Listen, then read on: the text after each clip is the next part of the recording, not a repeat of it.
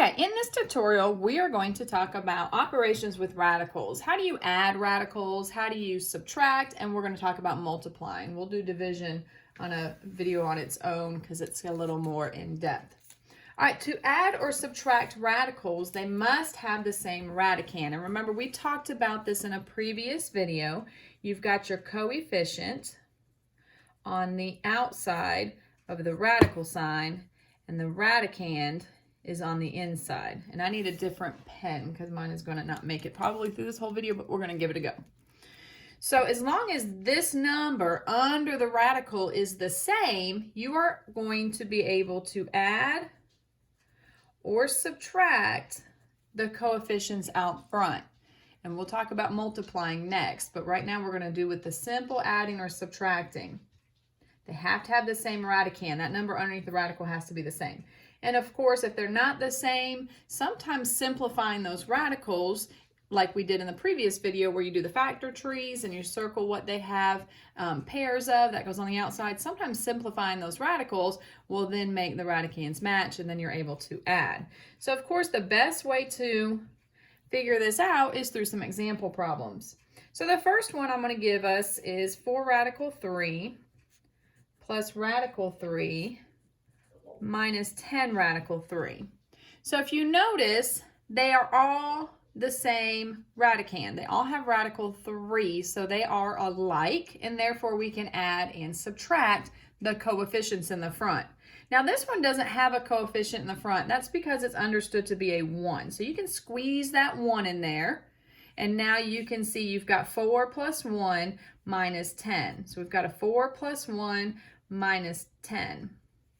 So I'm just ignoring the radical 3 for right now because they do match. I know I can add them. So I've got 4 plus 1 is 5. 5 take away 10 is negative 5.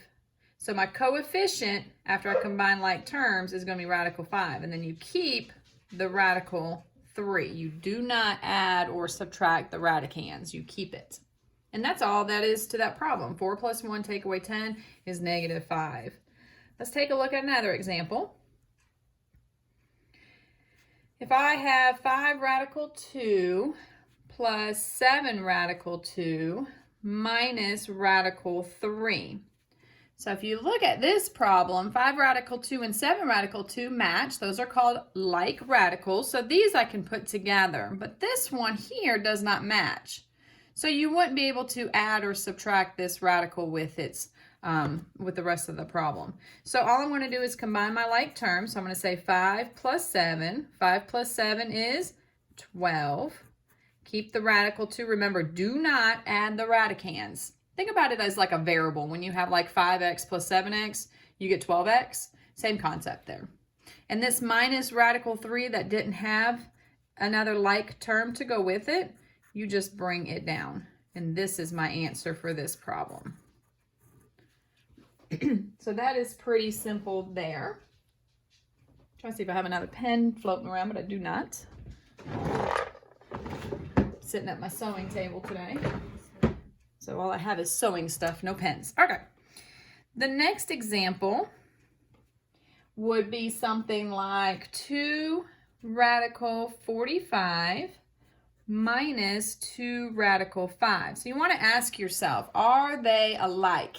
And if they are alike, can you add them or subtract them? 45 and 5 are not the same. So I'm not going to stop here and say, oh, can't do anything with the problem. Next. No, I'm going to see if I can simplify using a factor tree. And I believe that 45, I can break that up. So just like we talked about before, you're going to use a factor tree. What times what gives you 45? Well, I can use a 9 times 5. That would work. Keep breaking it up until you cannot break it up anymore. So the 9 is 3 times 3. And I believe that's all I can do with that 45. So I'm going to get rid of the 45, get rid of the 9, circle what I have for pairs. And I take my pairs on the outside, but remember, if there's already a coefficient there, what do? That's right, you got to multiply them. So 2 times 3 is 6. And if I look in my tree, the only thing I have left is this 5. So I'm going to bring out the radical 5. Now this side, I can't simplify it. If I try to, I don't get any pairs. I just get 1 times 5, so nothing's going to happen there. So we are going to simply bring down my 2, it's a negative 2, minus 2, radical 5. So now, ding, ding, ding, they match. That was the name of the game. We wanted to make sure that they match so we can put them together. So 6 take away 2 is 4. Don't add or subtract the radicand itself. You just keep it. So 4 radical 5. And those are super easy. My students love to do these because they are pretty easy. And I just realized, y'all, I cannot spell to save my life. Tutorial. I think my brain moves faster and then I forget letters of words. All right, so another example. Let's take a look at 7 radical 2 plus radical 32 minus 4 radical 27. Okay, so if you notice, none of the numbers under the radical, which are called radicands, match. So because they don't match, I have to see if simplifying will help that problem. So this I can't do anything with, but the 32, I believe I can break up that 32. So think about what times what gives you 32, and I think a 2 times 16 would work nicely. And then 2 times 8, 2 times 4, and 2 times 2. And remember, don't panic and go, I saw 8 and 4 first for that 32. We talked about that in that previous video. It doesn't matter how you start off your factor tree, we'll all end up with all these 2's. All right, so I'm going to get rid of the 32, the 16, the 8, and the 4. And if you remember, we get rid of those numbers because they're called composite. I was able to break them up with other numbers besides 1 in itself. So we don't want to use those in my answer. All right, so I have a pair of 2's. And I have another pair of 2's. So this example here, we've got 2 pairs, and we know from the previous video and lesson, we can multiply these 2 pairs together. So 2 times 2 is 4, and inside my tree, the only thing I have left over is this 2. 27, let's talk about this 27. I do believe I can break up this 27. So I've got 9 times 3, that would work. 3 times 3. And that's as much as I can break up that 27. So I'm going to get rid of the 27 and the 9. Circle the pairs. I only have 1 pair, but remember, it's got to come outside, which there's already a coefficient out there. So I have to multiply that -4 and that 3. So -4 times 3 is 12. So we put a minus 12. Looking at my tree, I have a 3 left over. Make sure your trees are nice and organized, because if they're a hot mess, you are going to have probably a wrong answer. Okay, remember that 7 radical 2 at the very start we didn't do anything with because we couldn't? We're going to bring it down. Could have brought it down earlier, but I forgot to. All right, so couldn't simplify, we bring it down. Fixed my 32, that is 4 radical 2. Fixed my 4 radical 27, that turned into a 12 radical 3. So now I'm ready to see if I can combine anything. And if you notice, these 2 terms right here match. And so I'm able to put the 7 radical 2 and the 4 radical 2 together. So 7 plus 4 is 11. Radical 2, remember, do not add those radicands. This didn't match, so I just tack it at the end or at the beginning of my problem. So really you have a binomial for your answer there. And that is how you add and subtract. Pretty easy. If they match, just do the math. If they don't match, simplify it with a tree first, and then most times that'll get them to match. And if they don't match, you probably did something wrong. So just double check your tree, make sure it doesn't look like a tornado went through it. All right, so that is adding and subtracting. Let's talk about multiplying. Multiplying is pretty easy. So with multiplying and dealing with radicals, what you do is you take the outside numbers, those are coefficients, and you multiply them together. You take your radicands and you multiply them together. They do not have to match in order to multiply. In adding and subtracting, they have to match. The radicands have to be the same. Multiplying and dividing, radicands don't match. It doesn't matter. Radicands do not need to match. Okay, so they have to match when you're adding or subtracting, not when you're multiplying. So here's an example. If I have, just making this off the top of my head, 4 radical 3 times 2 radical, let's go with 18. All right, 4 radical 3 times 2 radical 18. So when you're dealing with multiplying, you are going to multiply the coefficient. So 4 times 2 is 8 radical. And you're going to multiply the radicands together. So 18 times 3 is 54. 18 times 3 is 54. So you always want to multiply. Then we're going to simplify. It's backwards from adding and subtracting. Up here, we simplified first, then we added or subtracted. So here we had to simplify, then we were able to add and subtract because they matched. Simplified first, then combine like terms. Here we're going to multiply first, then simplify with a tree. So it's a little different. Make sure you know the order of what you're doing. Just go back and review the video, make you some notes, study. So we've multiplied the coefficients, we've multiplied the radicands, now we're ready to factor tree. What times what gives us 54? Well, we already know 3 times 18 gave us 54, so we can go back and use that.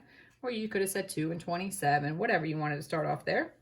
18 breaks into a 9 and a 2, sure, why not? 3 times 3, is 9.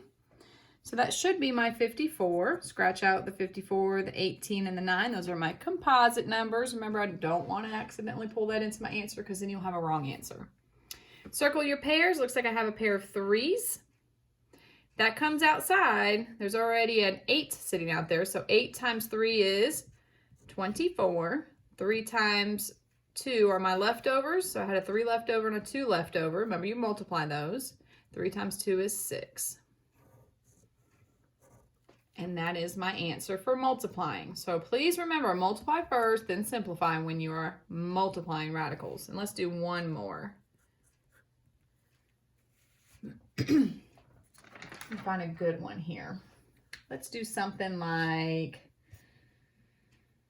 3 radical 6 times 2 radical 40. So 3 radical 6 times 2 radical 40. Remember, when you're multiplying, you want to multiply first. So multiply the outside numbers. Those are called your coefficients. And then multiply your radicands. 6 times 40 is a big number, 240. Then, after you get done multiplying, you have to simplify. You can't just leave it like this, because if you leave it like it, I'm going to count it wrong because you didn't finish the problem. So I can break this up, and you can use 6 and 40. You can say 2 and 120. I really don't care how you started off. I'm just going to go back to what I had originally. You're not wrong if you don't. And I'm just going to keep thinking of all these numbers, the factors of them. And I just break my tree up. See how nice and neat my tree is, how organized it is. I can see my numbers. Handwriting that's sloppy and all over the place, you're going to want to try and fix that a little bit. Use your paper space. Don't try to cram it in one little small area.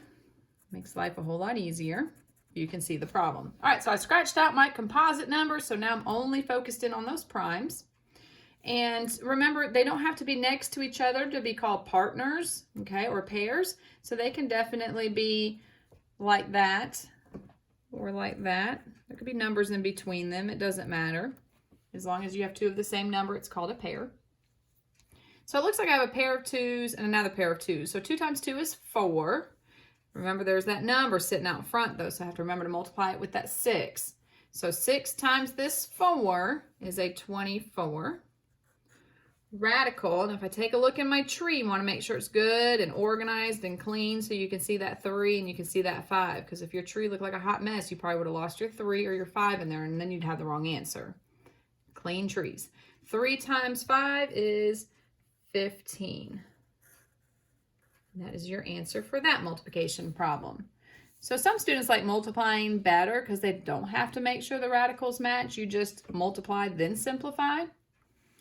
And of course, when we first talk about adding and subtracting, these are pretty easy too. You just have to remember to simplify first, and then you can see that they match. So these must match. To add and subtract the radicands. Forgot how to spell there for a second. Radicands must match. So that's really important to know out of today's video. Okay, if you're adding or subtracting, the radicands must match. And if you are multiplying, they don't match, it doesn't matter. You just multiply, then simplify. So make sure you know the difference here. I cannot keep saying this over and over and over too much because students always forget who needs to match and when. Adding and subtracting, they match. Multiplying, just do the math. All right, thank you for watching. Please take some good notes, study them, and then you guys will be able to hopefully tell the difference between adding, subtracting, the rules, and multiplying rules. All right, till next time. Bye.